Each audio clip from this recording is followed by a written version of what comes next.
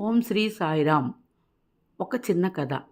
Socrates ఆదర్శం. పాశ్చాత్య తత్వవేత్త సోక్రటీస్ ఎప్పుడు నేనెవరు అని విచారణ చేస్తూ ఉండేవాడు. ఒకరోజు అతను అదే విధంగా విచారణ చేస్తూ రోడ్డు మీద నడుస్తున్నాడు. ఎదురుగా ఒక అధికారి చేతికర్ర ఊపుకుంటూ వస్తున్నాడు. అతను కొద్దికాలం క్రితమే తన ఉద్యోగం నుంచి విశ్రాంతి విరమణను తీసుకున్నాడు. సోక్రటీస్ తత్వ విచారణ చేస్తూ ఉంటే ఆ అధికారి సంసారాన్ని గురించి విచారణ చేస్తున్నాడు. ఇద్దరూ పరధ్యానంగా నడుస్తూ ఒకరినొకరు ఢీకొన్నారు. ఆ అధికారి కోపంగా నీవెవరు అన్నాడు.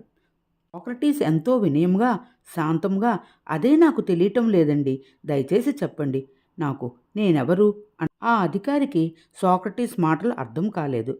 అతని వంక వింతగా చూస్తూ మాట్లాడకుండా ముందుకు వెళ్ళిపోయాడు. సోక్రటీస్ ఇంటికి వచ్చి ఈజీ చైర్లో కూర్చుని మరలా నేనెవరు అనే విచారణలో మునిగిపోయి రావడం చూసి భార్య భోజనం వడ్డించి పిలిచింది. ఆ పిలుపు అతనికి వినబడలేదు.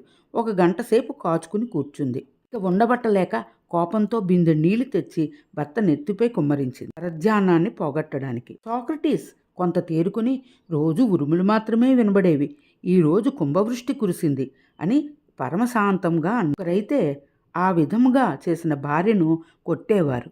ఈ రెండు సంఘటనల వలన మనము తెలుసుకోవలసిందేమిటి? ఎట్టి పరిస్థితుల్లోనూ ఇంటా బయట సహనంతో శాంతంగా వ్యవహరించాలి. ఎవరైనా మనల్ని రెచ్చగొట్టినప్పటికీ కూడా సహనంతో సమర్థించుకుని సర్దుకుపోవాలి. జై సాయిరాం.